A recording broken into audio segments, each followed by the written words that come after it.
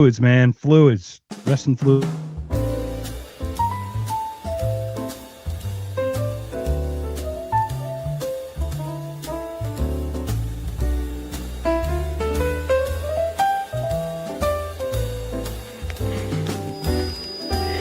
Folks, we have a very special guest for you tonight. Hello, we've been expecting you.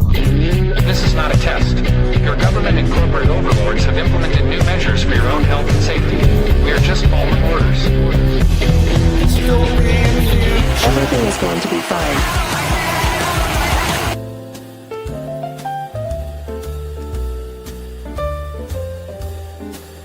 I'd like to introduce... Welcome, everyone, to another If by Whiskey. Jake, you are under the whiskey today. What's going on, man? How you doing?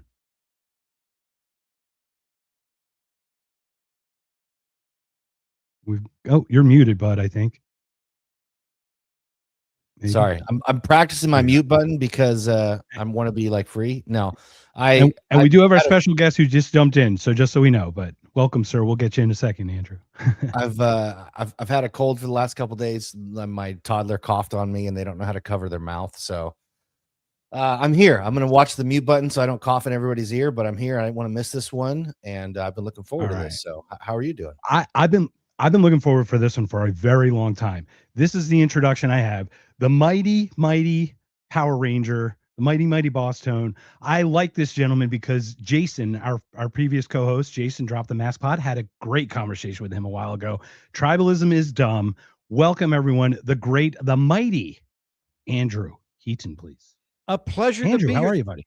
I'm fantastic. Thank you for that very strong intro. I feel so welcome. Thank you. And I appreciate that you're braving illness to talk to me. I'm glad I am sober enough to handle this one. Well, that is the thing. I'll be under the whiskey later. When we get done with this, I gotta numb the throat. So I didn't want to get too going before the show. But I'm happy you're here. I'm happy to talk with you. Thanks for coming. Yeah, thank you. So hey, tell me a little bit about yourselves. I assume If by Whiskey. Am I right in thinking that is from that speech from Prohibition? Where yes, did I get it? It is off the If by Whiskey fallacy. You nailed it. It's okay, perfect. You guys are okay then. You're okay. I'm glad I'm here. Well, that's the thing. You spoke with Jason, Drop the Mask Pod months ago, and he and I collaborated, and we came up together with If by Whiskey. It was actually his idea, and was off of the Soggy Sweat speech, and it was so funny, how it works perfectly politically. It's like I can take on any topic, and it's a beautiful. Yeah, that's pretty good. You could be a switch hitter too if you want to talk to like Rex from Whiskey Tribe. Totally legitimate. You could talk about whiskey. If you want to talk about politics, everything's a little bit better with whiskey. Like it's a good intro topic or a good frame for the show. That's why it's even better because Jason's whiskey smiles. So yeah, when Mark needed a co-host, I stepped in, and I'm already a whiskey lover myself. So I was like, well, at first I didn't realize it was the speech, and then when I was like, oh, okay, well now I'm in even more so. Which Jason is this? I think I know who it is, but I'm not going to say the last name in case I got. Yeah, Drop the Mask Pod. The guy, ANCAP Jason. Gosh darn it. It was probably in October. Edson? It was like a year and a half ago, but it was, okay. I think I know who it is. It's sort of fresh because I don't want to say last names either. We're trying to be careful here because he just. Well then, but he got a new baby girl. So okay, he has a baby girl, so it's perfect. He just has a new family, so he's going to grow that way. So we love it. Terrific. So. Yeah, good. Well, did he get rid of the old family? Did he upgrade? He semi-upgrade. He had a step, and now he's getting a full. He's getting all half on. He had to kind of test her for a while. You know how you have. So he upgraded the operating system, but he kept the computer. That's terrific. I'm very glad to hear that. Even better. I think that's exactly how it works. So Andrew, please, if you could just tell us a little bit about yourself. And then recently you were just on a big podcast that I'd love to dissect because you weren't able to express your opinions. I'd love for you to actually get an opinion out before we. I really appreciate that, Mark. Because I'm an idea guy, not a person guy. So let's talk about the ideas. So welcome. Let's talk about the idea. Well, thank you for having me. For people that don't know me, I'm Andrew Heaton. I am either a semi-successful comedian or a very funny journalist. I'm somewhere along that spectrum. I do two big things. I host a podcast called the Political Orphanage, so called because I don't really fit in anywhere in the landscape. I've got friends that are Republicans. I've got friends that are Democrats. I've got friends that are libertarians. I am interested in coming up with ideas that fix problems more than I am in picking a team to fight the other team in an internal battle. I'm kind of bored of that whole thing. And so I do the Political Orphanage. So, for example, there was a Supreme Court case about 3 weeks ago that struck down Trump's tariffs. While I have very strong thoughts on tariffs, we can talk about them in a minute. I did this weird thing, Mark, where I read the decision. Not a lot of people did that, but I actually just read the decision and went, hey, guys, this is what the Supreme Court said. So that's kind of what I like to do. You read the verbiage and then Yeah. put it together in the context and the comprehension in a whole to actually tell us the actual story? I did. I'm such a dork. I enjoy reading Supreme Court decisions, and if nobody's ever done it before, they're actually in pretty plain English. Judges already think they're smart, so they don't do a lot of Latin. They're not trying to impress you. They've already the president already said they're smart. The Senate already said they're smart. They get to wear smocks, so they write in pretty plain English. But I like doing that kind of thing. I like when everybody's fighting about some particular issue. What I like to do is, let's try to research the bedrock underneath it to figure out what the hell is going on. And then we can kind of work from there. But that's what I like to do. I also do political satire videos for Reason TV. We just had one go very, very viral about the war in Iran, where we did a game show called Is It War?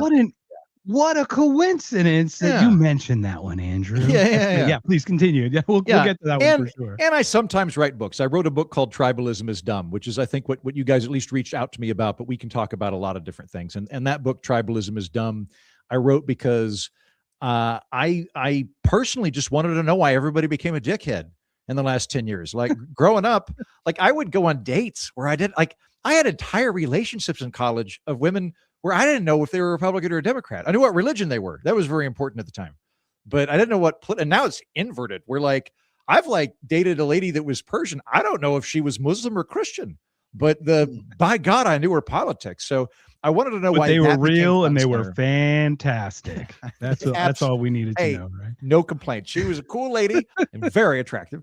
There we go. So those are kind of my things. I'm a political satirist. I make fun of the government. I also want people to get along and fight ideas rather than fight each other, ideally. You know, you just brought up a good point. You're in good company with us, because if we're talking about the government, we're all in on that. But I will say, as you were talking, I realized that if you wear a smock to work, you either have an amazing job or a terribly shitty job. There's not a lot of in between. You're either a judge or a butcher or top neurosurgeon. Is kindergarten art teacher or either Supreme Court justice. It's either law or fluids. Those are it. It's just law or neurosurgery. Law or fluids. There you go. I like that. That's a good. Yeah. Well, speaking of which, this is exactly the thing. Jake brought this up. It is your clip. We'd love to play the clip if you're okay with that. Go for it. Love to hear about it. Jake, you had a question about it before we play. Did you have a question you wanted to ask about the production value and all that, or we want to get into it after? I want to get into it, but I'd love to talk about your relationship with Reason TV, and then also where the idea for this came from. It's one of those things where as soon as you see it, you're like, God damn it, I wish I would have thought of this. It's so spot on and so funny. And so it's a nice short clip. It was perfect to be viral, but I just hats off to you for the production value. And I've noticed a lot of your other things too. And I'm wondering did you ever do radio, or have you ever, with the voice you have you ever done any sort of voiceover or read audio book? Arguably, as a professional podcaster, I'm kind of in that camp. Like the way I do it in my own mind is, if you were to look at the size of my audience, which is enough to sustain a good living, but not not crazy big, not the point where I need to hire security or anything like that.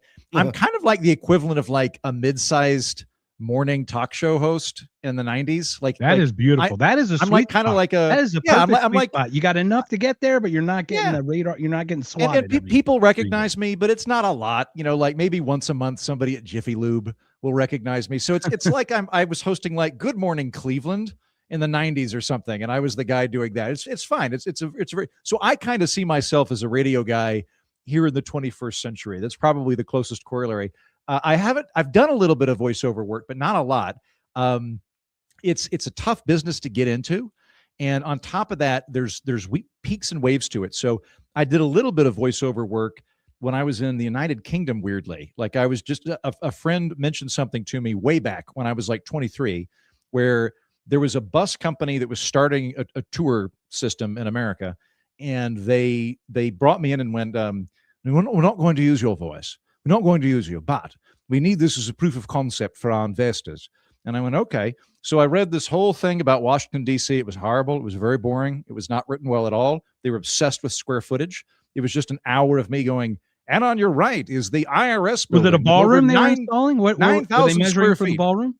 What was going on? It was far enough back that they were. I've no doubt that would make it today.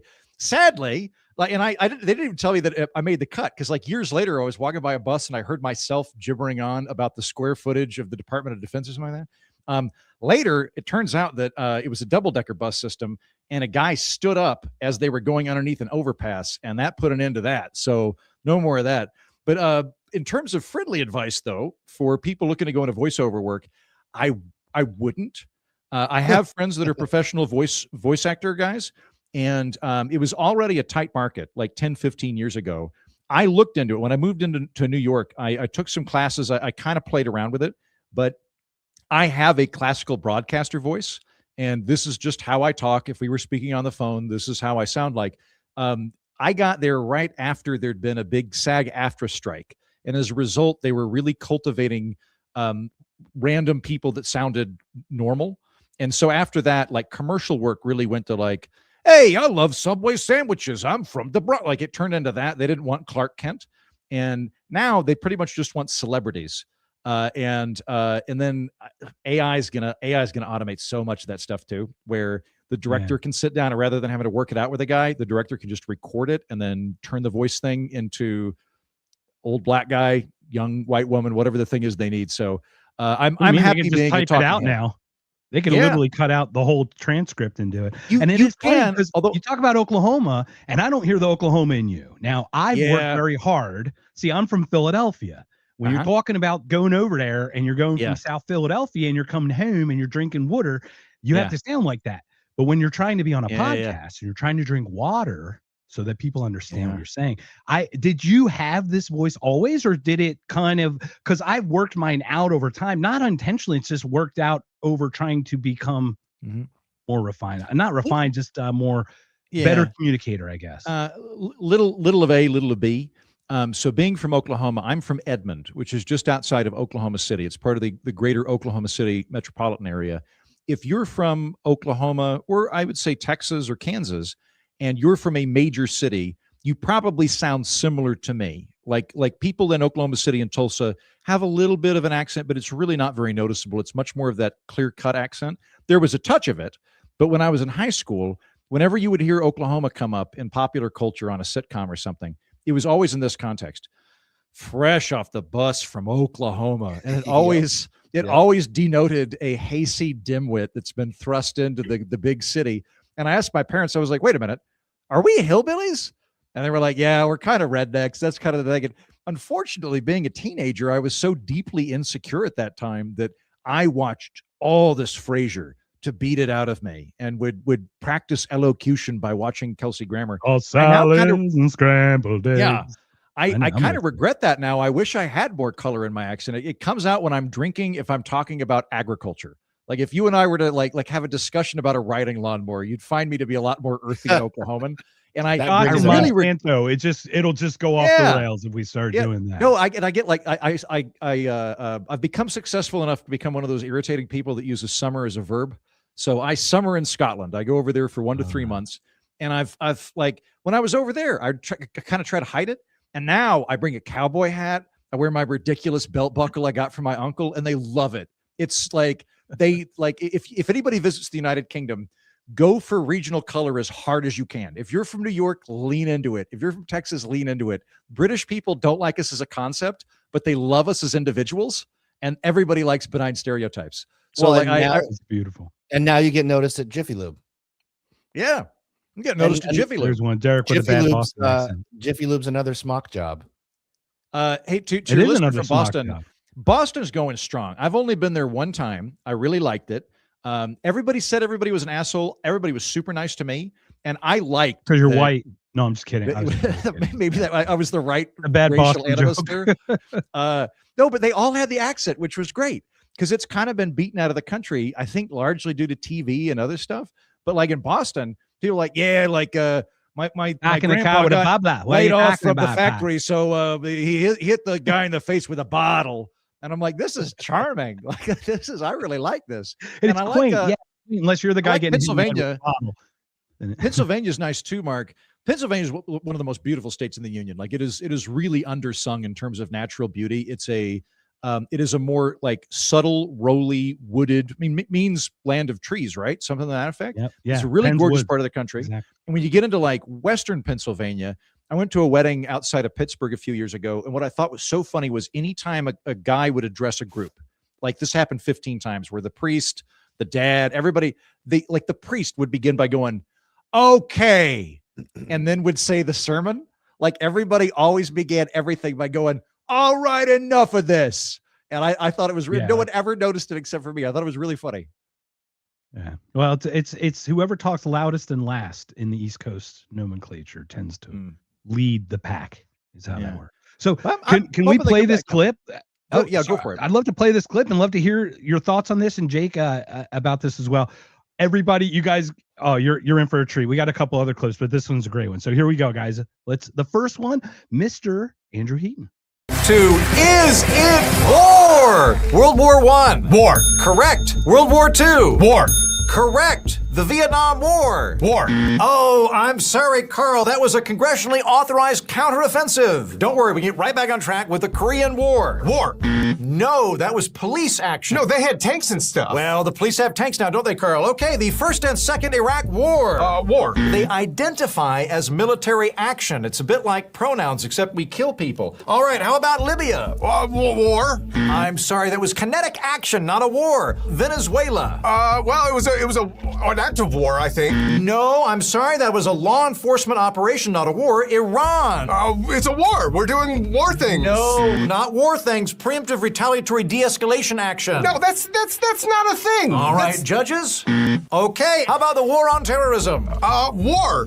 No, it was a coalition-led conditional operation. How about Afghanistan? Afghanistan was the war on terror. No, I'm sorry, that was a pre-authorized defense stabilization initiative. Okay, can somebody tell me the rules here? War on poverty, Carl. Well, poverty, that's not even a thing. Sorry, I hate to do this to you. It was a trick question. We don't have poverty in the United States. The Dow went up to 50,000. Couldn't even get that high. Amazing. Don't even worry about the Epstein files. War on Christmas. The coffee cup thing? No, that's not a war. It is a war for the soul of the nation and whether or not I can wish my children Merry Christmas. Okay, you know what? I quit. I don't want to do this anymore. Today's magical phrase, Carl, you just became a United States Congressman. Congratulations, Representative Carl. Merry Christmas. It's March. Well, okay, happy Hanukkah. Dude, I gotta say, like, it is punched, it is so tight, it's edited so well. Do you write all that yourself? Do you have a team? Like, that was so spot on. Thank you. We have a team. That was very much a team effort, that particular video, which is a shame because that's probably the best one we've ever done, certainly in terms of view count. So I'd like to be able to say that was all me, but no. If you watch Reason TV videos, if it's me standing up and explaining stuff, I did that. So if it's a video about why trade is good or what we should do about student loan debts or zoning or housing, whatever. If it's me coming up and being like free market John Oliver or funny professor or however you want to do it, I wrote that. When it comes to the sketches, we do those as a group, but like someone's probably going to quarterback it. This time really was a bunch of different people. So Meredith, who's the team leader, I don't know what his official title is, maybe manager of team, something like that. He just texted us all on Saturday and was like, is it war as a game show? Is this stupid? And we were like, no, I mean, it is stupid, but like stupid in a good way. And we think we could probably run with it. Austin Bragg, who's the guy that was standing next to me, he wrote the basis for that sketch. I know I got in the John Bolton cutaway. That was my idea. I don't remember if I did pronouns or if that was him. Let's just assume it was him. So in this instance, I'm very funny comedic timing, but I'm only a partial figure in the creative process. And as you point out, Jake, the editing on that is incredible. Austin, who edits most of the videos along with the help of John Carter, is an incredible editor. That is a skill set which is very, very unique. If you can edit and be good at comedic timing, A lot of people can cut down a documentary. I'm not saying it's not hard to make a documentary, but getting the timing right for jokes is really difficult. And he was able to punch that down. And he's one of the other things he's very good at is we had an additional 5 minutes of funny material in there. There were all sorts of little things that I was saying and he was saying that we added in there, but he cut it down to that very, very tight, punchy format, which ended up being the right thing to do. You have to kill your darlings. I was just going to say, I mean, I'm sure there's a bunch of really funny stuff in there that's hard to let go, but at the same time, to get the kind of traction that got, that was the perfect length. So time to educate. Sorry to jump on here, but it is time to educate because we are a show here of education. Okay. Right? Here's Derek. Derek's been with us now, what, 2-3 months now? He's a very new, but he's been watching all our shows. So Derek, thanks for joining. So Andrew, would you like to take that question? When did this really start? Because all we hear is war at the end of everything. Yeah. So we think war and we think it's okay. And we think it's, authorized and okay, incredible and all that stuff. Great question. Thank you, Derek. So if you want a really full explanation of this on the Political Orphanage, my show, I have an episode from 2 weeks ago called Why Did America Quit Declaring War? And I go into great detail, but I'll give you the skinny. Article 1, Section 8 of the Constitution gives war power to Congress, but it doesn't actually specify anything more than that. Like there's nothing in the Constitution that says how. It doesn't say Congress has the ability to declare war if there's a 2/3 vote in the Senate matched with a 50% or higher. Like it doesn't do any of that stuff. It just says Congress shall have the power to make war. That's it. So historically and constitutionally, we interpret war-making powers as being the sole remit of Congress, but there's also Article 2, which is the president is the commander-in-chief, which has always been understood as the president gets to lead the war, organize the war. Congress doesn't get to micromanage it. So while Congress can declare war or undeclare war and do treaties, what it can't do is tell the president, we think you should do more air control and less naval operations. That's the remit of the president. And then a secondary consideration in there, it's always been understood, going back to Madison, that if we were attacked, if there were a surprise attack, the president would, as commander of the armed forces, have the ability to respond in that moment rather than waiting for authorization for Congress. This creates a tension. So, like, you don't want to be in a situation where in 1812, the redcoats pop up over the hill. We weren't expecting them. And the president goes, nobody shoot. We're not allowed to shoot, even though they're shooting at us and they're plowing us down with grape shot. We can't do it till Congress comes back from lunch. He needs to have some amount of discretion there. You get into the Cold War era, which is why we quit declaring war. You don't want to have a situation where the president has to get a full vote from Congress to send back retaliatory missile launches. So that brings us kind of into the modern era. The last time we actually declared war officially was June 5th, 1942, against Bulgaria, Romania, and I was on a roll there for a second. There's one other country that falls out, but basically Nazi client states. That's the last time we officially declared war on anybody. During the Korean War, we didn't declare war. It was ostensibly a police action done under the auspices of the United Nations. So it was kind of like, well, and Congress didn't really care. Congress paid the money for it, so they sort of gave their tacit approval. When you get into Vietnam, which is really the first modern war in terms of how we legally approach these things, Johnson got permission from Congress to defend American interests from attacks however he saw fit. And the reason that they didn't want to use the word war was they weren't sure if we just declared war on Vietnam, if that would trigger a bunch of secret treaties with China and with Russia or any other communist power and then end up escalating in a nuclear war. So Congress authorized the war. It exercised its Article 1, Section 8 constitutional prerogative, and therefore Vietnam was a war in the constitutional sense. It was legally authorized by Congress. Whether or not you think it was a good idea, I think it was a bad idea. It did actually fulfill the constitutional obligations.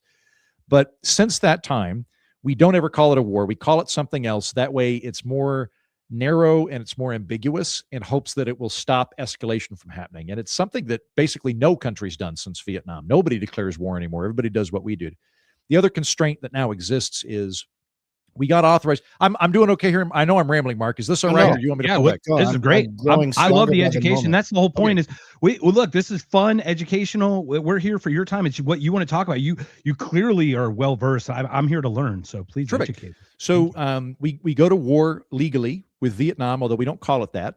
It's kind of like if only Congress had the power to throw parties, and the president said, "I want to throw a party," and they went, "You're allowed to have a meeting, and you can have DJs, and we're going to pay for a keg, and we're going to hire a stripper, but just everybody knows it's just a meeting, but we're doing it through our powers, right?" So they do that through the Gulf of Tonkin Not a resolution. stag party. It's a meeting. It's a stag collection meeting. of people. It's a stag meeting where we're going to discuss our friend's impending nuptials along with a stripper, but she's just there for the meeting.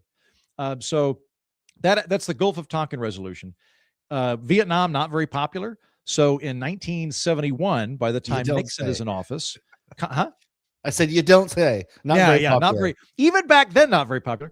1971, Congress goes, okay, bad idea. We are repealing the Gulf of Tonkin resolution, the War Powering Act that we enabled the president to wage war on. We are revoking. You're not allowed. You mean the to one based off the false flag that happened? That one. That one. Yep, Gulf that of one Tonkin? exactly. Okay, Yeah, just want to make sure. By that time, Nixon's the president, and Nixon goes, I am the commander-in-chief of the armed forces, and I am allowed to pick the time of our egress from the Eastern Orient, and you don't get to tell me as president when I'm going to shoot or not shoot. That is micromanaging Article 2 of the Constitution. So he basically just says, thank you. He basically says, Congress, you're allowed to open the jar, but when the lid is off, it's up to the president on when the lid goes back on. Congress didn't like that, so they passed the 1973 War Powers Resolution, which is the statutory framework that governs war making in the United States today. And the law that was passed by Congress says if we get attacked, the president can respond to that attack for up to 2 months. And at that point, the measure has to automatically stop unless it is further prorogued or extended by Congress. The president can do military action in zones of conflict Congress has already authorized. So like with the 2001 authorization of military force in the Middle East, that's still in effect, meaning that if we get attacked over in the Middle East, basically the president can act without Congress because the war is already sort of nebulously going on. He is required to report to Congress within 48 hours of any new tactical action going on. That's because Nixon was just bombing Cambodia secretly. He didn't even tell Congress. Like no one knew he was doing it outside of the Pentagon. So that's pretty much it. Sounds a lot like Somalia and Sudan. Oh, sorry.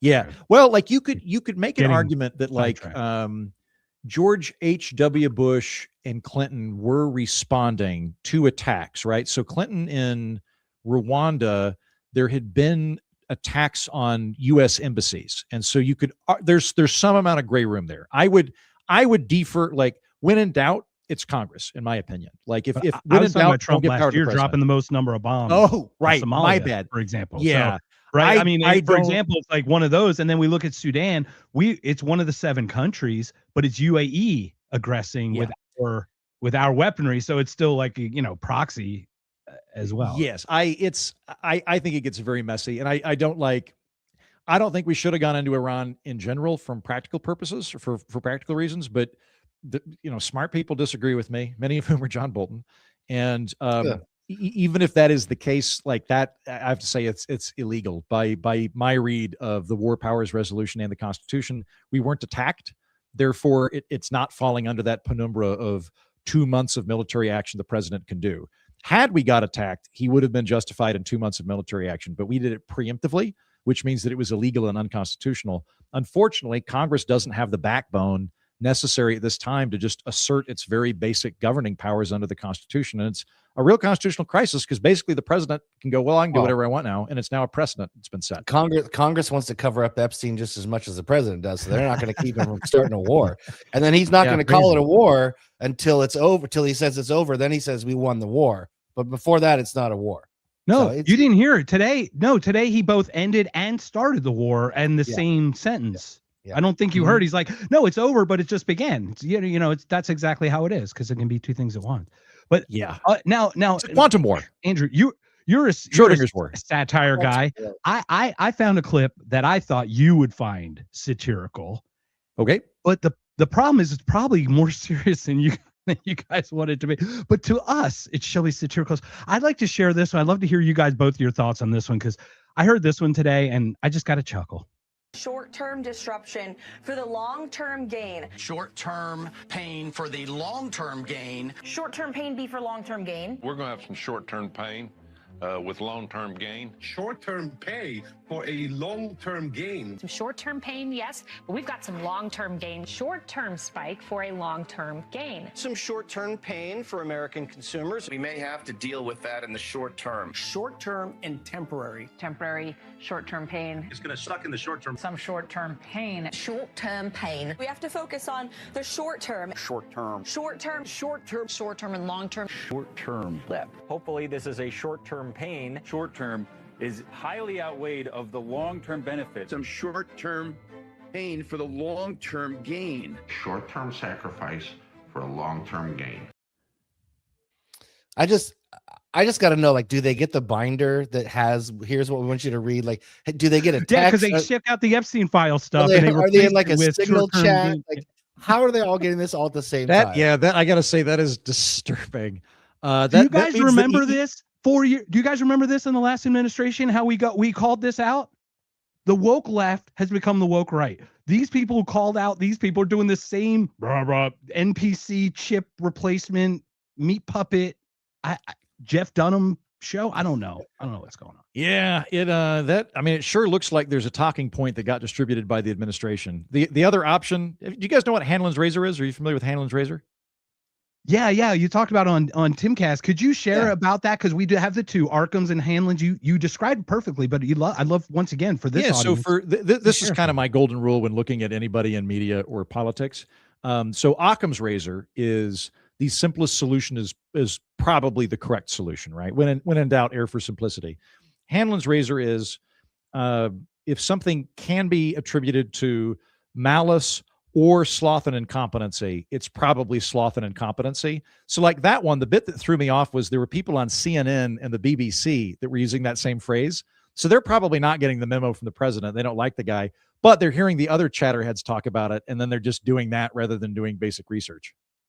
Well, because the greater point is war. I mean, they're all on the side of war. So we talk two wings, same bird all the time. And like, God, like they're two man, like, we've done this a bunch of times now, and we're not good at picking foreign leaders. And if anything, I think this is more likely. I genuinely hope that the result of all of this is that Iran reconstitutes as a liberal democracy with individual rights. I am rooting for them. I hope that happens. I hope the Ayatollah gets overthrown by them, and they have a democratic, friendly government, and the Middle East calms down. I hope that is the end point that happens here, but the likelihood that that's going to happen seems pretty fraught to me. For one thing, if you want to really add a lot of popularity to an incumbent regime, invade it. When Napoleon Bonaparte invaded Russia in 1812, if I got my dates right, when he invaded Russia, Napoleon, for all of his horrible, horrible tyrannic tendencies, viewed himself as the embodiment of the French Revolution. He viewed himself as the personification of liberalism and nationalism as opposed to feudalism. And so when he went into Russia and the Tsar kept fleeing and the peasants kept abetting the Tsar, he sent out this big edict to everybody, and he went, I am your friend.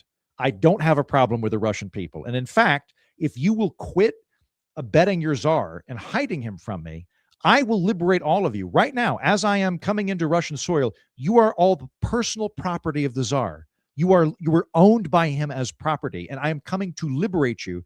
I will emancipate every single Russian. You just have to quit helping the Tsar. And they went, screw you, you're a foreigner. We would rather burn down our own farms and burn down our own homes than allow a foreigner to come into our realm. So if anything, I think this is likely to give the Ayatollah or whoever hasn't been bombed yet some popularity, because now the big bad guy is coming in. And then there's another. There's your tribalism. Basic tribalism. Right? You talk about the psychology of it. Yeah. Yeah. And there's also, I think, a distinct possibility that they're just going to have a civil war for like 10 or 20 years. I really hope that's not what happens, but I like the Iranian Revolutionary Guard is well placed. It's kind of like if imagine if the Marines also owned Google. Like that's like they're well entrenched in the economy and the military complex over there. And there's I don't know. I'm rooting for them, but I'm not holding my breath. Yeah, there's like 200,000 of them too, from what I understand, like ready to go. It's a big situation, and it's it's not like in like 1810 when you can invade a country and go, we don't like this man anymore. He's not your king. The king is our cousin. Frederick, come in here. Frederick is now the king of your country. Like you can't really do that anymore. Like they've got a kind of Shaw type character, but even that dude doesn't want to be like an actual monarch. And he would, yeah, it's a mess. It's a real big mess. It feels like I don't know. It seems to me like they're going to try and declare victory, which again, at this point, it's maybe the safest bet instead of just continuing with all this. But then it feels like Cuba's next. Like the way they went after Venezuela, because Venezuela was basically propping up Cuba, from what I understood, with cheap energy. And now it seems like now that that's cut off, Cuba's kind of withering, and it seems like they're doing that on purpose. That's kind of the next thing. And I think it's going to be part of that the Monroe, whatever they call it, the Trump Monroe version. Doctrine, yeah. I feel like that's where that's headed next after this. I think this is just like an opening salvo in some more bullshit for the next 3 years. Yeah, I think that there's a very good chance of that. And like, I've come like full circle on this. So like when Trump was running in 2016, I was like, that guy's a lunatic. We shouldn't vote for that guy. And a lot of my libertarian friends had a pretty good argument at the time. I was not swayed by this argument, but the argument was Hillary Clinton, bona fide war hawk. You vote for Hillary, you're going to get war. This guy is an asshole, but at least he's an isolationist. He doesn't want to go he's running on no foreign wars and getting out of the Middle East and all this stuff. And I was like, actually criticizing those who did. He went beyond saying I'm not for war. Like Ron Paul said, I'm not for war. If he would have actually shat on some of the people on stage instead of like just been a good Ron Paul that he was, they would, if he had a little more attitude or something, it would have had a little more. President Ron Paul in some saner universe. Well, some dead saner Ron universe. Paul, probably, unfortunately. So I'm glad I got to see him last year. So let's be honest. If he was a president, I doubt he'd be president long. Let's not kid ourselves. Sadly. But yeah, like now, like, I mean, even in the last election, let's end the never ending wars. That was a big rallying cry. And here we are, we're intervening. We're doing regime change. We're doing regime change preemptively without consulting Congress. So we're back where we were, and I'd argue worse off because we're moving in an executive control. President gets to do whatever he wants direction. Well, it's a good thing we're not $40 trillion in debt and have plenty of money to do all this too. Right. We're not yet. We're only 39.5 trillion. Easy. That's man. the upside. Is we have endless money to spend on. Panicking. Yeah. You panicking. And Jake, if we run out of money, we can just dictate prices. We'll just have a bunch of experts from Harvard say how much bread should cost. So no problem. Like if we run out of money, we'll just say bread costs $1. What could possibly go wrong? Who are we to worry? Price control is great. We're going to get to all that because we have to get to the whole thing with Timcast, because if anybody hasn't watched that, we have that. But before we do that, because I know you went to this on the after hours, let's hit Star Trek. You got a bot left in the back. You talk super Star Trek geek talk with Tim on Tim Pool's thing. Tell us a little bit, because this is William. William, you want to share your show? He's got like a Star Trek show with a bunch of friends too. So we got some geeks here. So just love to hear about what's on your wall there. And, a little story. Good eye, William. This would be a batleth, which is a Klingon sword. I finally decorated my wall. This has been blank for the last year, but I finally decorated my studio wall. Mostly pictures of comedians, signed pictures of comedians. And then I've got the batleth right there. Klingon sword, for lack of a better term. I actually used it in a Reason video recently. I needed a random cutaway. Like we were talking about pluralism and how in America you can worship however you want. And then it cuts to me in a synagogue and I'm going kapla.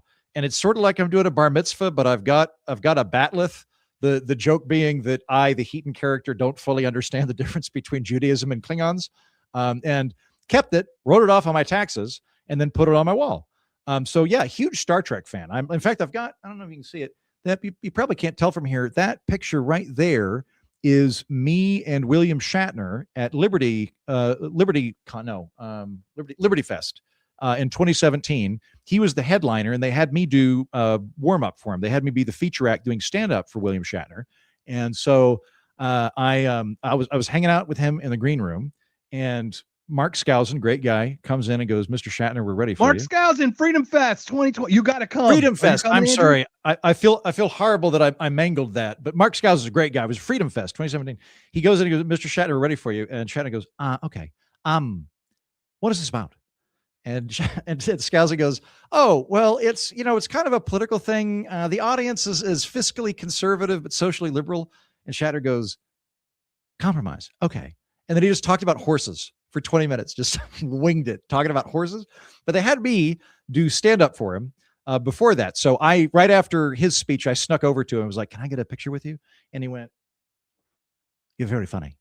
And I went, fuck yeah. And so I got that framed. I have the quote, you're very funny, William Shatner, 2017 on there. Anytime anybody tells me I'm not funny, I'm like, well, unless you have captained the Starship Enterprise, I don't care about your opinion. At this point, to bring me to neutral, you literally have to go get Patrick Stewart to tell me I'm not funny. And that brings me to neutral. So anyway, yeah, framed picture of Shatner over there with me, Batleth over there. That's definitely I love worth it. framing. I'm a huge I love it. And the horse thing reminds me of the Generations. I'm like, when they put that little horse scene in, I'm like, that was for him because he likes horses. I guarantee. I could totally see that. Yeah, I'm a huge. I get to ride a horse. I get to jump over a ditch. I'm a huge stand-up nerd, so I love all kinds of different comedians and stand-up. How long did you do stand-up, or are you still doing it in between this stuff? I still do it a little bit, but not a whole lot. I was doing it very regularly from my early DC days till about when I moved to Austin. So that'd be like 2010 till 2021, 2020, I guess, because I wasn't doing a whole lot of that during the plague years. I still do a little bit of it, but it's kind of a slog. Like in my case, I am a good comedian. If you invite me to go do stand-up comedy, I'm good. I'm not in the top 1%, and I'm aware of that as a stand-up comedian. And if you're not in the top 1%, it's kind of difficult to crest six figures in stand-up comedy. Like, yeah, I'm told by my superior comedian friends that if I wanted to be a mangled road comic and chain smoke cigarettes and do the Chuckle Hut in York, Pennsylvania, and then drive to Longstain, Missouri to do, Backdoored Betty's Laugh Factory or whatever. I could, but I'd probably be doing. Honestly, I think I'd get very lonely. It's the Chuckle Hut, man. It's always the Chuckle Hut. It's never the. You're 100% right. If you want to be up there with the Seguras and the Gillis and all, I mean, you have to absolutely be, and to do that. Otherwise, you're giving up everything else that you're doing because you're a slave to the road. And kind of where I'm at now is it's like I can go do that and be a B-level comic, or I can do funny videos with my friends at Reason in an air-conditioned room and then have millions of people laugh at me and reach more people in a single video than I could do all year doing stand-up gigs. So I still do it occasionally. I just don't do it as much. No, I think I completely agree with you. I mean, I hate to ditto everything you're saying, but I think to reach an audience and to get the message out to more people, I completely agree. I mean, the videos are super impactful and they hit a giant audience. I mean, you can sit on your toilet and watch one where you're not paying to go to a comedy show or, whatever. You do it on your smoke break at work or something. So you're not taking the time to go out to the comedy club and getting that narrow audience. Yeah. Oh, he stuck in a Will Shat joke in there. Look at that. Little callback. No, I'll do, but like more than anything now, I get booked to do speeches for political action committees, educational groups, things like that. And really, I just do stand up. But I tell them, they're like, do you want to be billed as a speech or stand up? And I'm like, tell them it's a speech because it's going to be a very funny speech. Like if they just think that I'm a guy giving a speech and I do my stand up routine, I'm hilarious. So like lowered expectations and I can look at my notes. So I just do that. Without giving away too much, what do you political stand up or is it completely apolitical? I've got two sets that I do. Okay. So back when I was learning the ropes doing stand-up comedy, I was working for Congress during the day. I was a staffer, and at night I would go do open mics and whatnot, do featured spots, things like that. And what I learned through trial and error is that political jokes, I don't like doing political comedy unless the audience knows they're getting political comedy. I don't mind doing it, but in my experience, when I'm doing political jokes, the room kind of seizes up. Everybody's like, if you go to a comedy show, everybody sits what my friend Jeff calls suicide bomber format. Everybody wants to sit like 3 rows back as if maybe I have dynamite kegs on me or something. So the audience is already a little bit worried about the comedian picking on them. Now I'm a pretty limp-wristed Mr. Rogers character. I like the audience. I don't want to make the audience feel weird, but they don't know that. And so if I start doing political jokes and it's just a regular civilian show, everybody gets kind of worried that I'm going to put them on the hot seat, which I'm not likely to do. The other thing I've found, and it took me a long time to figure this out, in my mind, I'm an equal opportunist, and I'm going to make fun of Republicans and Democrats and libertarians. And if you were to read the transcript, you'd go, boy, that guy sure gave it to everybody.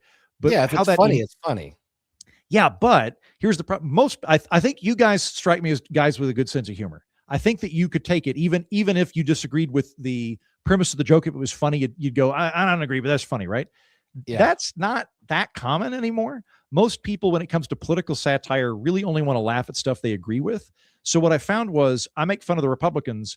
The Republicans lock up for a while. They'll come back, but they're going to have to reboot. While they're rebooting, I make fun of the Democrats. And the Republicans like that, but they haven't come back yet. And now the Democrats are. You play are a really ping pong game.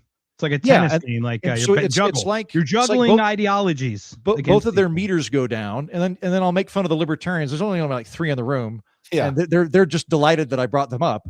But everybody else, like, it's this weird thing where it takes a minute. So I don't typically do political stuff unless I'm doing a political organization. Then it's a lot of fun, because then I can tailor it and I can go what group is this? And I can do some inside jokes, and I can kind of make fun of them. Like, I got invited to do Students for Liberty in Nashville a few months ago.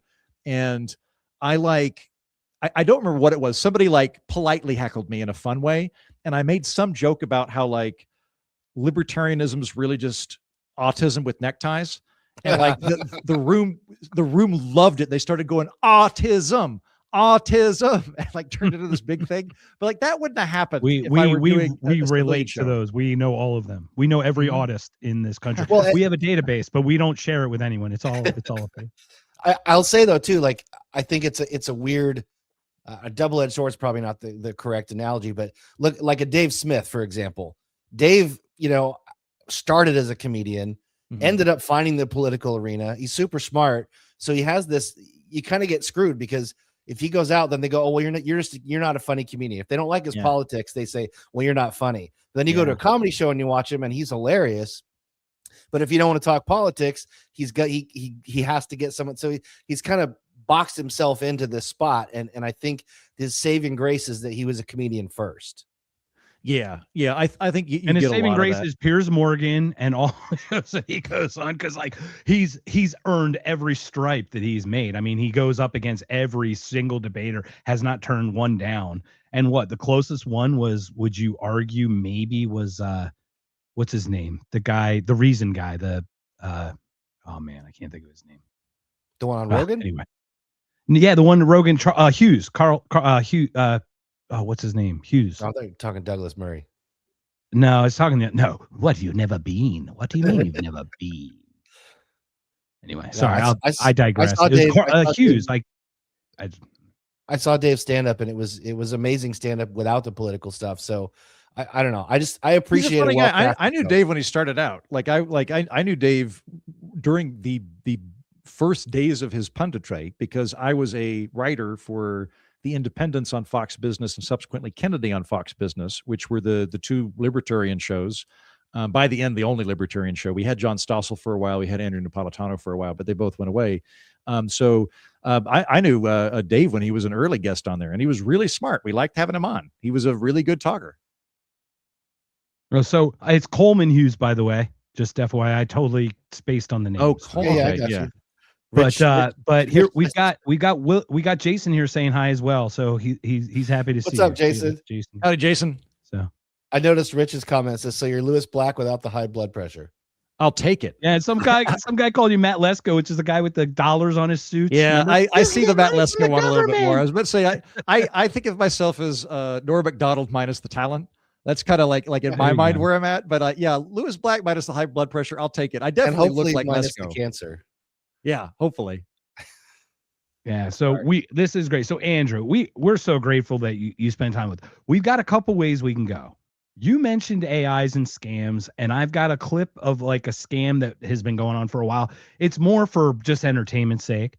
Or we can go to some of the Timcast stuff, because I couldn't even understand a single point you were trying to make, because you were getting straw man and cut off every 2 seconds by all three of those guys, and it was kind of frustrating. Let's do this. So you guys know my mom's flying in to visit me. I'm going to need to leave in about 40 minutes, so that's the time we're working with. Okay. Well, thank you. Let's talk about we'll talk about Timcast a little bit with the scam stuff. I'll just say that's the latest episode on the Political Orphanage. Brian Brushwood, who's a phenomenal guy, dear friend of mine, and extremely entertaining, has gone from one of the most sought after college magicians and magicians in general in the country to becoming a security expert. He got flown out to Quantico to brief the FBI. And I had him come on my show to talk about, hey, you fundamentally understand how scams work. What happens now that the bad guys have robots? And we had a long conversation about that. I think it's actually a very important one because I don't think people know what's coming, and it's going to blindside a lot of people. So that's on my show, The Political Orphanage. You can go check that out. In terms of the Tim thing, yeah, let me say a couple things. I've been on his show twice, and the first time was 4 years ago, and it was, I think we argued about tariffs there too. It was tense, but at the time, it was a good conversation. That first time around, we argued, but to his credit, he let me say my piece. I didn't feel like there was any point where I wasn't allowed to say what I was thinking. He never made any character attacks. And then at the end of that show, he offered me scotch, and we watched Star Trek together. And I caught some flack for going on his show. And I would tell people, like, look, like, the guy didn't make any character attacks. He let me say my thing. He gave me scotch with Star Trek. I should be so lucky as to have this experience on the regular. This last time it didn't do that. It was much more fraught. He accused me of treason at one point, and said my position on tariffs was because I was selfish. It was also kind of irritating too, in that I don't think anybody planned to talk about tariffs. Like, I don't think he was planning to go into it talking about tariffs. I certainly wasn't. Had I would have worked out a lot of my talking points beforehand, and I would have gone in and pointed out, like, we manufacture more stuff now than we did prior to NAFTA by like a sixfold way. We produce so much more stuff now. It's like physical stuff. Like, manufacturing never went away.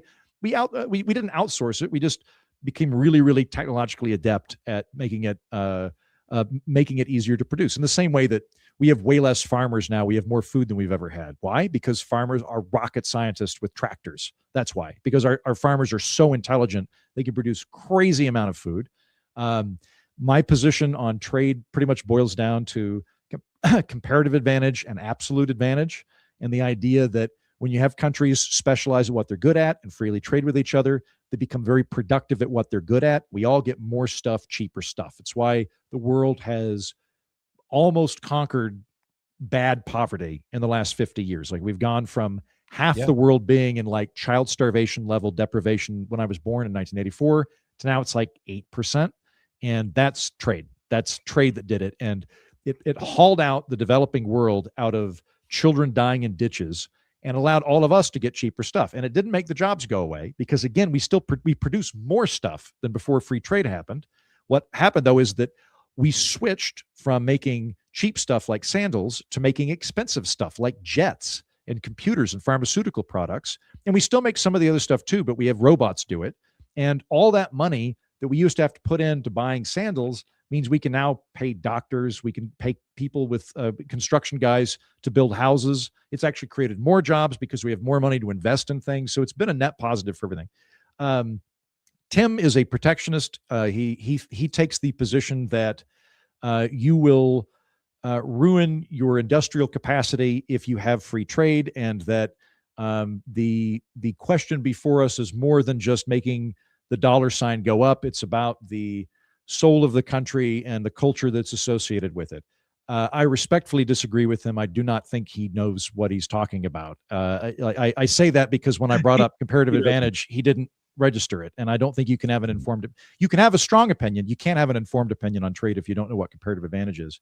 And we talked about it what's for a funny while. is I was watching that, and I even had to, I know the concepts, but I had to type that in just to make sure that I'm even talking about it so I can keep up with the conversation. Yeah, so I and can imagine someone who's not even versed in that to try to work that out while in contextually from what you're sharing with him. Plus, he made like palpable shift. October 2024, palpable shift. We all saw it. It was the weirdest thing. He was about to sell his soul to Daily Wire, and I went, oh my God, it shifted. I stopped watching literally from that date. I have not watched a show since I watched you on it, and I went, that's what this has become. And it felt like it's the whole vibe. Yeah, of it what shifted? What do you think and it happened? sounds like you experienced that. Because again, the first time around was prickly but fair. Like, it wasn't warm and cozy, but it was fair. Right, Like, and I didn't have any that's what he criticism. was. Always fair. Yeah. Yeah. But this last time, I mean, like, again, I got accused of treason, and I've had people reach out and explain why he's really a great guy. And I'm like, that might be the case, but you can understand why when I'm getting yelled at for 3 or 2 hours that I'm just like, I doubt I'm going to do it again. Is it safe to say no whiskey this time? No scotch and no Star Trek? No, okay. So I do want to give credit where it's due. Everybody else was very nice to me. Phil, who I think is the new co-host, I doubt I would agree with him on some political things, but I got along fine with him. There's a guy named Ian who's a really good guy. I like him a lot.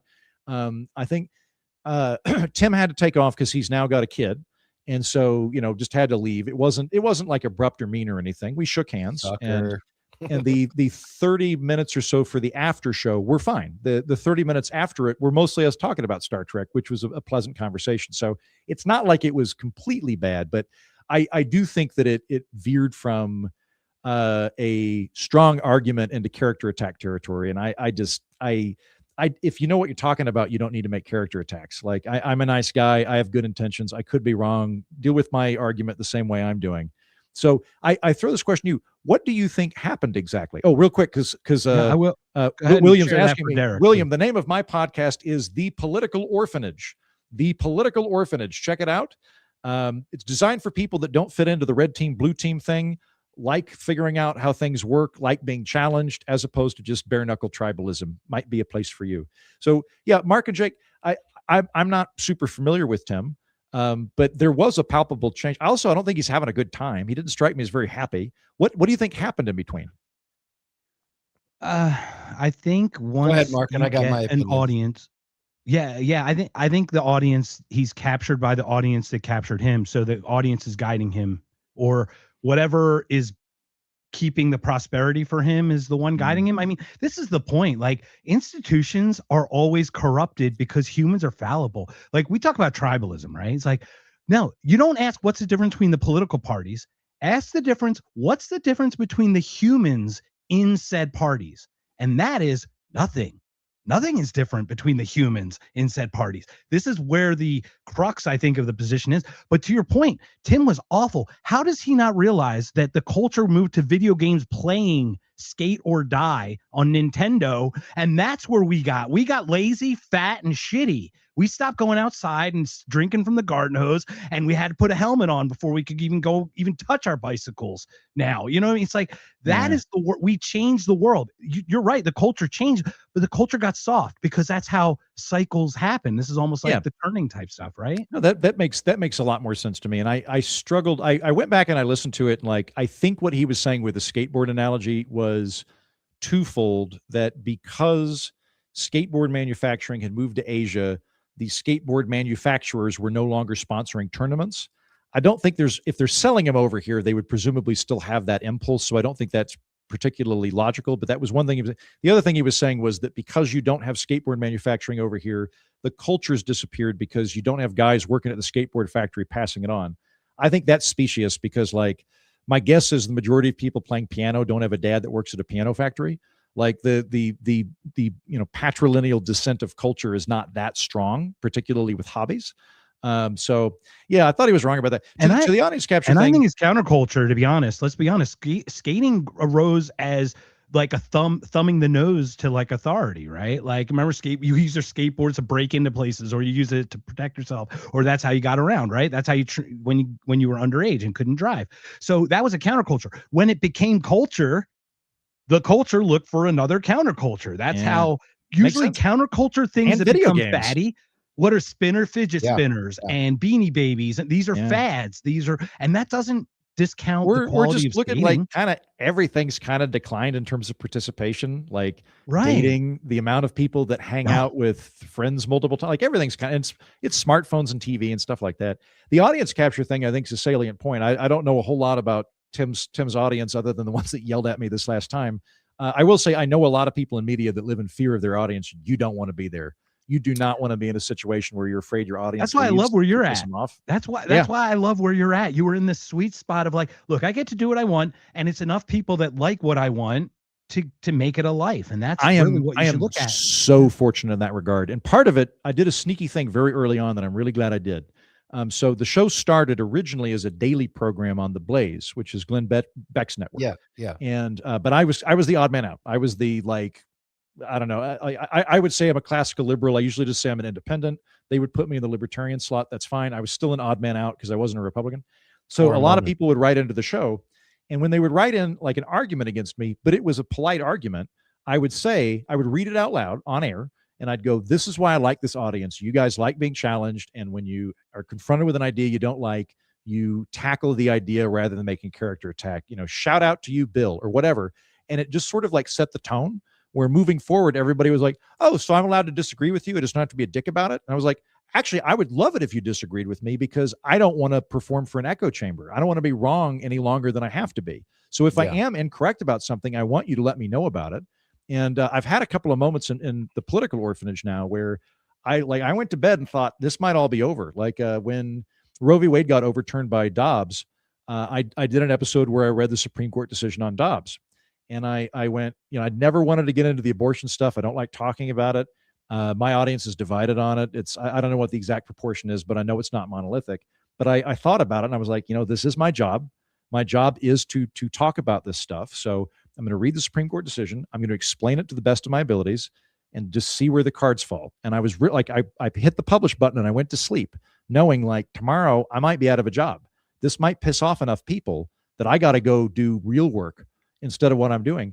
And the exact opposite happened. Thank God. The audience wrote in, like people that were pro-life, people that were pro-choice, both of them wrote in and were like, I'm so glad somebody actually took the time to read this thing and explain it so that I know what's going on. And it was like light bulb moment of the people that listen to the Political Orphanage like being challenged. They like understanding the actual complex issues. And I am able to carve out this niche as a bacteria on the geyser flap of an air vent at the bottom of the ocean, because there are just enough of those people to support my lifestyle. But that's the place to be, honestly. That's because you can stay true to yourself. You can stay true to your beliefs and your ideology, whatever. And you don't have to compromise. Back to the Tim thing real quick. My take, I've never really been a fan of his. I never watched a lot of the shows, and it's nothing against him back then. It was just, it wasn't my thing. I didn't really agree with most of his opinions.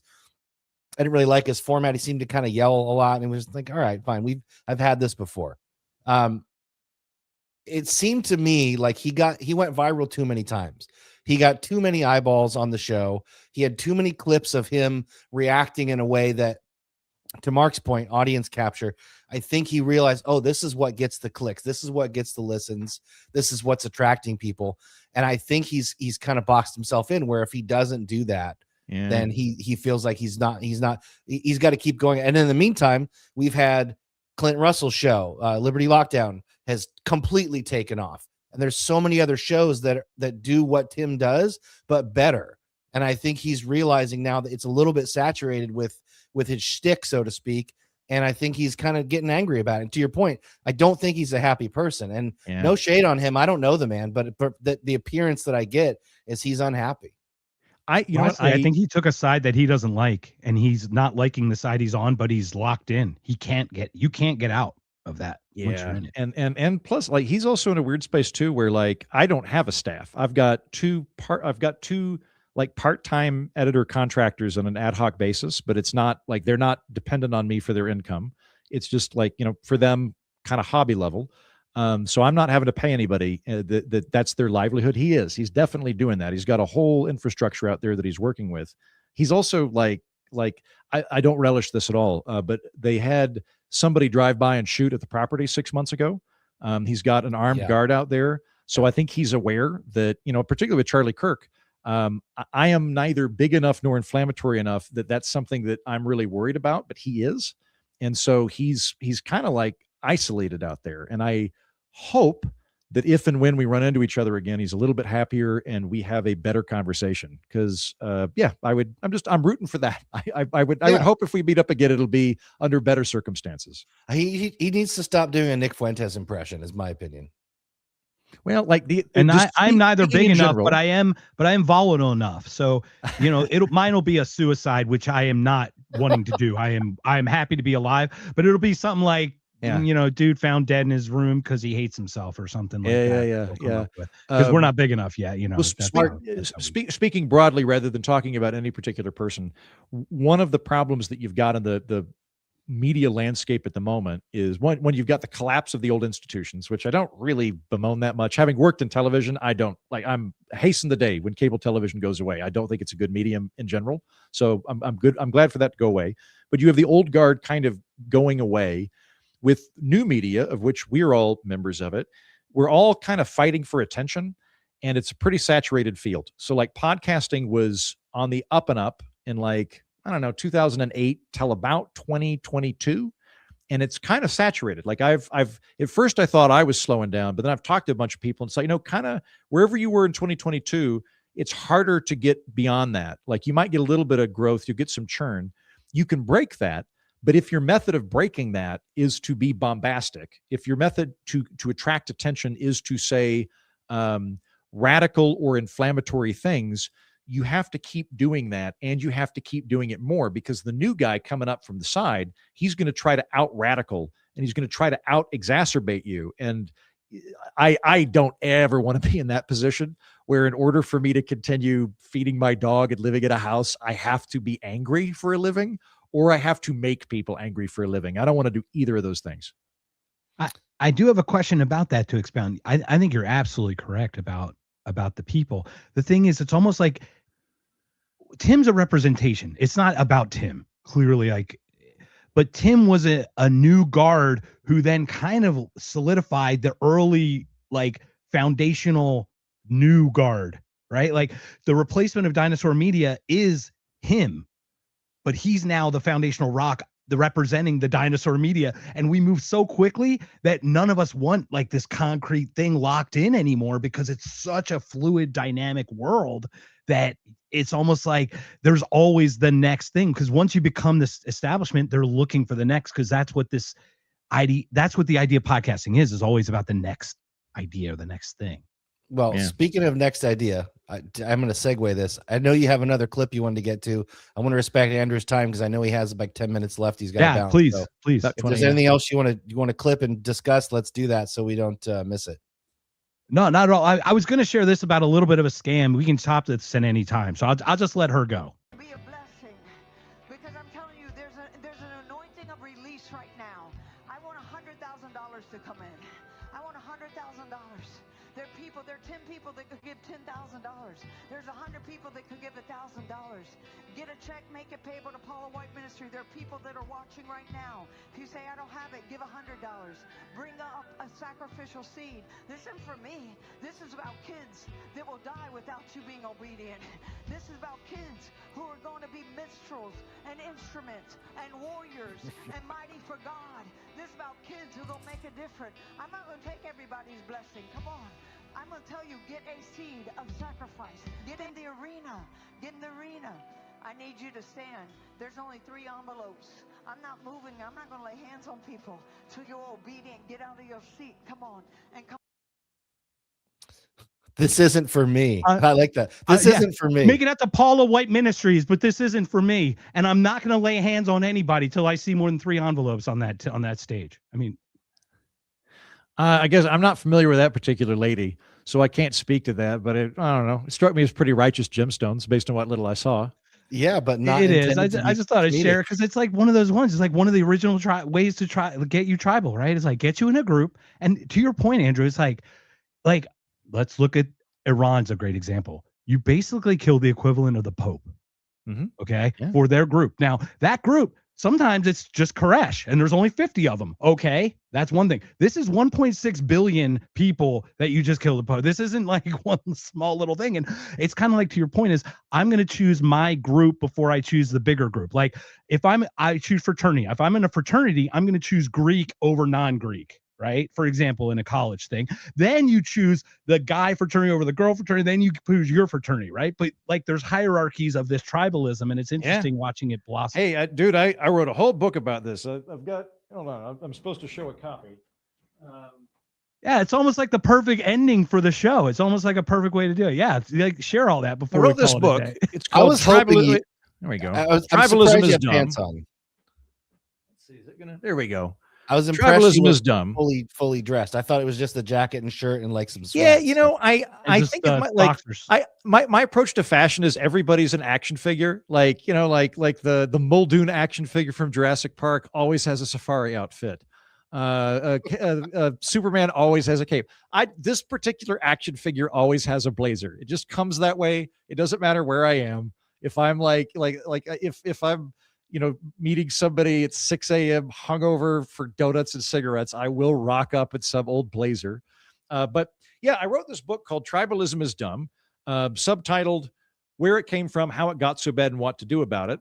And the premise to the book is that as a comedian, I knew going into comedy that people are really, really strongly affected by death and sex. Like, I already knew going into comedy that a significant amount of jokes involve aging or death, which are the same thing, and getting laid, romance, dates, which is mating, same thing, right? Like probably, I don't know, 70%. It's really, really high up there when you actually think about it. What surprised me when I got into comedy that I did not anticipate coming was that tribe is, if anything, stronger than both of those. Like, if I go do stand-up sets and I make fun of a guy in the front row for not getting laid, probably not going to get in trouble. I make fun of somebody for, an old timer, and I make a boomer joke or something, like, probably fine. But if there's somebody in the front row in a Green Bay Packers jersey, and or hold on, I'll pick on the Raiders. There's a Raiders guy there, and I go, Raiders, like does your guy, like your bowl cut team owner, even live in Las Vegas? Like, isn't he on a boat in Florida? And like half the people on your team nobody from your team's from Nevada, because they're all mercenaries. Like, people lose it when you do that. People have a very strong desire to be a part of a tribe, and that's good when it's a healthy tribe. It's good when people find an outlet for belonging and meaning and being bigger than themselves. That's a very healthy thing. But we've had a collapse of that, and the last man standing in the United States is politics, which is the worst tribe to build your identity around. Because like, if you're going to be like a Methodist, you could theoretically do your entire life in Methodism and never wake up in the morning to stop the Catholics. You can. That happens a lot in religion, but it doesn't have to. You don't, like, I was Eastern Orthodox for a long time. We didn't like get motivated to like, man, the midterms are coming. We got to beat those Lutherans. Like, that wasn't what we were thinking about. They used to. Kennedy was the first Catholic elected, technically. For sure. But yeah, to your point, you're right. You're right. Religion is very easily captured by tribalism. It's extremely easy to co-opt it, but it doesn't have to be that way. But like partisan politics, conversely, you're not going to have an animated Republican Party unless it's animated against the Democrats, or vice versa. Yeah. And when you make your group identity fighting another group, that becomes problematic. And so I think we've had this kind of toxic regression into bad tribes, where we've decided that we're going to fill this gaping hole in our heart with political parties, and their political parties should be boring.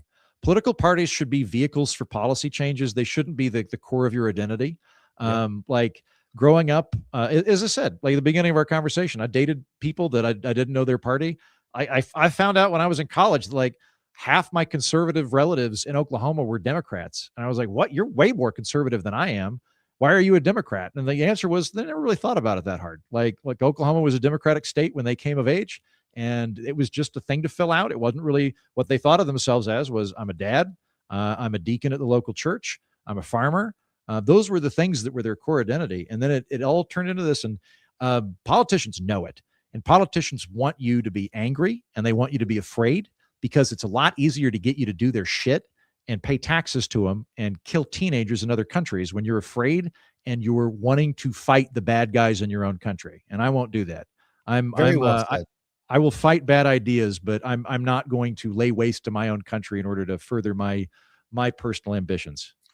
I would think, first of all, I don't want to step on that. That was an amazing point. Very well said. I would think that when it comes to a group or a collective, if your approach to that group is contributing or a contribution, that's when it's healthy. But as soon as that group becomes an identity, that's when I think it starts to get destructive. And I say that because I have not read the book yet, but as we were talking, I just bought the book on Amazon. So when it shows up, I got one. Read it and then see if my opinion changes after that. 38 cents to Andrew's. I'd push a little bit on that, Jake. Like I like where your head's at. I think it's okay to have.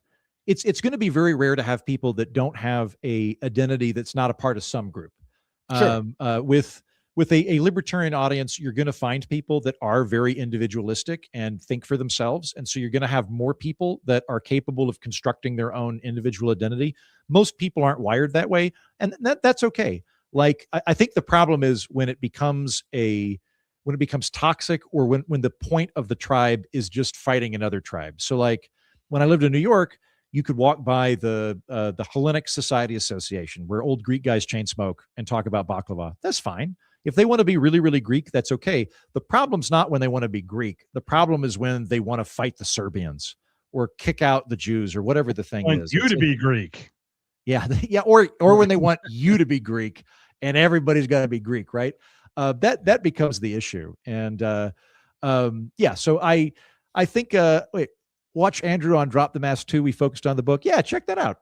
Yeah, that was that would have been like December of 2024, I think, if I'm not mistaken, Jason. So I remember that. But I know you're going soon, so please, yeah, we'll call. We we'll got wind like it down on your last 15 minutes. I'm going to try to be out here at 9:30. So I love it.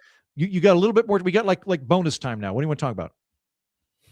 Overtime. Jake, you got it, man. I mean, it's just a great thing to watch this stuff. I mean, the satire is great. Are you going to come to Freedom Fest now? You should come now, because we're going to be there. I saw Mark in Vegas, some event, and I like Mark a lot, and I genuinely owe them a lot. The fact that I got to meet Shatner through them like that, it's one of the best moments of my career. And so and I might Kennedy hosts it too, so you guys can connect again. Kennedy's great. So we were just texting earlier today. Kennedy, for people unfamiliar, she used to be MTV VJ. Oh yeah, and then became a Fox business lady. I knew her as Fox business lady. I didn't have MTV growing up. Let me just say, she's awesome. Kennedy's great. I did not know how good I had it with her. So I hadn't worked in TV before. She was my first TV job, along with Matt Welch and Camille Foster, who were the other hosts on The Independents. Like, I had no frame of reference. I just thought she was fun. Having now worked with a lot of people at television and been friends with other people that were on the production end of it, Kennedy was, I mean, Kennedy, this exact thing didn't happen, but this is the kind of thing she would do. Imagine the elevator doors opening and Kennedy just rolling out on rollerblades and going, "Who wants ice cream?" And like, we would all go get ice cream. Or like, maybe it'd be 3 p.m. and she'd like call me and be like, "Have you got most of your work done?" And I'm like, "Yeah." And she's like, "Great, because I just came up with this awesome cocktail. Do you want to check it out?" And like, we'd go down to her office and have a cocktail. Super fun lady. She is exactly the same off camera as she is on camera, only with more dick jokes. That's the only difference between her on and off camera. She's great. Well, that's a hell of a pivot too, to go from MTV VJ, like one of the OGs, to then pivot to Fox Business. That's a hard turn, and then to continue a career in TV. Like, she's got to be super savvy, and she's got to be pretty tenacious to do that. She is. Can you imagine Neil Cavuto doing MTV News? Did you imagine like Neil Cavuto or like Brent Baer? This is Brent Baer with MTV News. Both of those are inherently funny to picture. They're both very funny to picture. Yeah. Kurt Loder. There's a new clip for you. There's a new sketch. Yeah, for you. The mind reels. I would pay to see that. Kurt Loder. Imagine that, something like Tom Brokaw, MTV News. Like, yeah. that would be phanomenal. Well, how about this? Why don't I turn this for a minute? Jake and Mark, how did you get into this? What was the onus for your show? You want me to go? Yeah, go, Jake. So I used to do, back to your point, back when podcasting was in the early days, I used to do a show when I lived in Southern California back in 2011, 2012. And it was the Wild West. There was no video podcast really. It was audio only. Most people didn't listen live. You recorded a show, edited and posted it. That's when I was doing it. And I really enjoyed it. We had some really big name guests at the time. I got out of it, raised a family, started a business, sold a business, really kind of focused on that side of things. See, that's the problem. I haven't done any of that shit. I got into podcasting, but I never started a family or started a business. That's hopefully in my 40s. That'll be what I do. Well, if you're born in 84, I'm 5 years ahead of you. Mark's a couple years ahead of me. So you got time. God.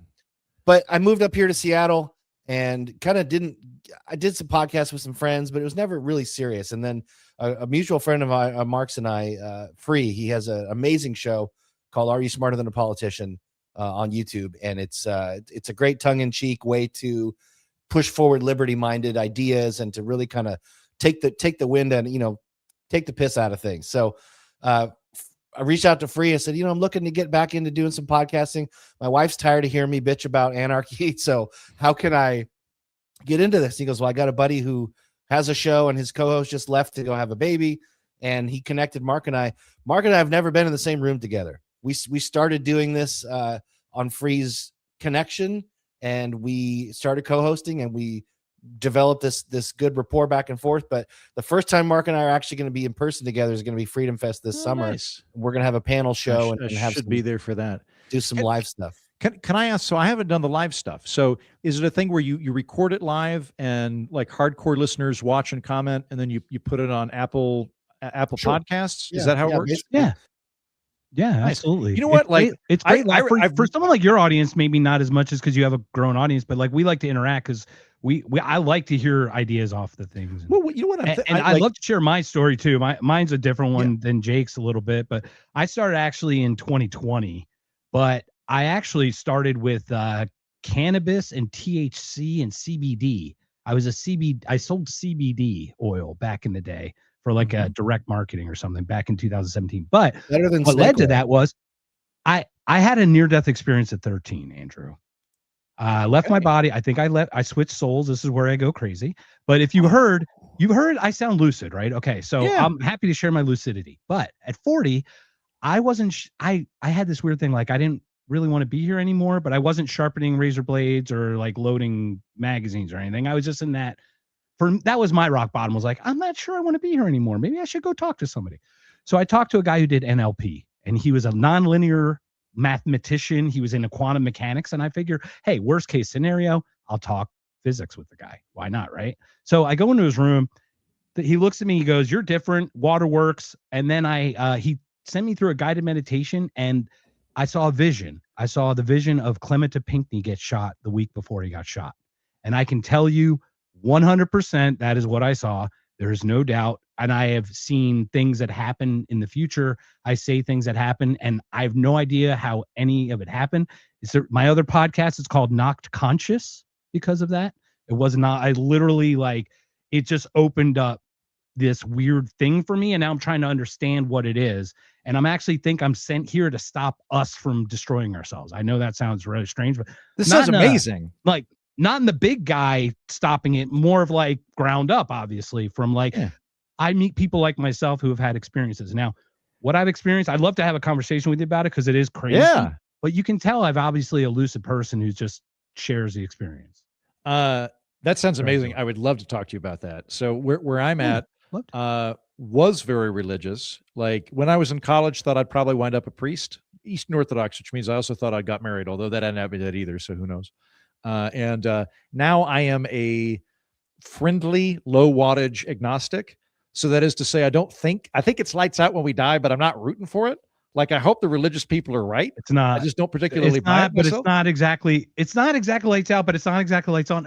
We'll share experience. Once again, that's the thing is like I love talking to experiences. people about it on the Political Orphanage. You might reach out to him. I had on Sebastian Younger.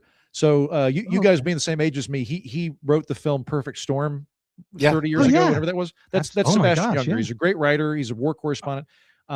I had him on because he had a near-death experience, and it was really interesting to talk to that guy because he's an atheist, and his dad, who came to him on his deathbed, who is dead, was also an atheist. So like it was these two atheists, one of whom was dead, and I was like, it was really. I'm fascinated by all that stuff. I would love to continue the conversation sometime, and I'll check out what is the name of your show? The other show? It's called Knocked Conscious. Knocked Conscious. I'll check that out. Yeah, I'll share. I went on a UFO program one time on a UFO. I shared an hour of just my experience. Once again, clearly lucid. It's like what I share. What's funny for me is I'm an anti-theist. So for me, it's actually the institutionalization. You think God exists, but you don't like him? The institutionalization of the faith is actually the corruptive force, not the faith. Right? It's just like government is the institutionalization of your ideology. Religion is actually the institutionalization of your faith, creates these tribal bubbles, to your point, where it actually creates direct conflict because the institutions need to thrive. And the only way to beat other institutions is to crush them. So that's how it's actually about the institutionalization of things, not about the actual ideas themselves. That's fascinating. I'm going to check this out. Would you email me? Absolutely. Well, I hope we can talk for 2 seconds after we close this. So so I know you have a few more minutes. Did you want to just close everything off before we call it a day? Sure. Well, real quick, I'm gonna try this format you guys are doing. So what I do on the Political Orphanage is I do the main feed episode. I don't think I do a live show for that because I'm interviewing one person and it would distract me too much. But I do bonus episodes every week as well. And that might be a good thing for me to do, like on Substack or something. So like when I first got started, it would have scared me, but like now I've been doing it long enough. Like I'm impressed you guys are doing it. Everybody that's been chatting seems cool. So I might try Absolutely. We'll be happy to share you how to do it. Yeah. And come on, that's what it's all about. It's all about the ideas. All we care about is the messages. So once again, Andrew, thank you so much. Jake, if you have anything else, and Andrew, if you have anything else before we call it a day, I'm just so grateful that you joined us for this time and that we were able to connect. My pleasure. Here, I'll make my my pitch to your audience. Hello, audience. Lord Uncle Heaton here.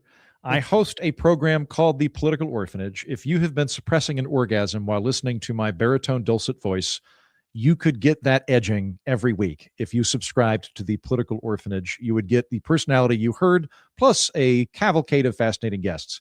Now, let's say theoretically that you don't like my voice, but you liked all the ideas. Good news. I wrote a book called Tribalism Is Dumb. Here's my pitch to you on why you should buy Tribalism Is Dumb. I promise you, I give you my word that if you read this book, you will be less baffled by why the political landscape is a hellscape. I can't fix it for you. I can't make it so that you can fix your irritating uncle or your irritating niece. What I can do, and I stand by this, if you read the book, you will understand what's happening. You will understand why people became dickheads, and it's definitely worth the $12.99 that we charge for it for that amount of solace. That's an excellent pitch. I'm sold. I'm clipping it and putting that up on everywhere for you. Great. I'll retweet it. Thank you. Andrew, again, Jake, you're the one weathered the storm, man, actually through this. Any final words before, man? You were a trooper getting through this. I know you're feeling a little under the weather. No, I'm going to go hit the sauna and then grab a whiskey. So I'm going to survive. All right. Gentlemen, thank you so die. much. Good to meet you both. Everyone, William, Jason, Derek, who Amity and Free showed up. Everyone else showed up. Thank you so much. This has been another If by Whiskey. Andrew, please stick around. We'll get you on the other side of this. Thank you, everybody. Have a great day. Thank you, everybody, for joining us on this Wednesday night. This has been If by Whiskey, and we hope you have a wonderful, wonderful evening. Subscribe to If by Whiskey. Fuck Liberty Lockdown. Subscribe to this show. No, come on!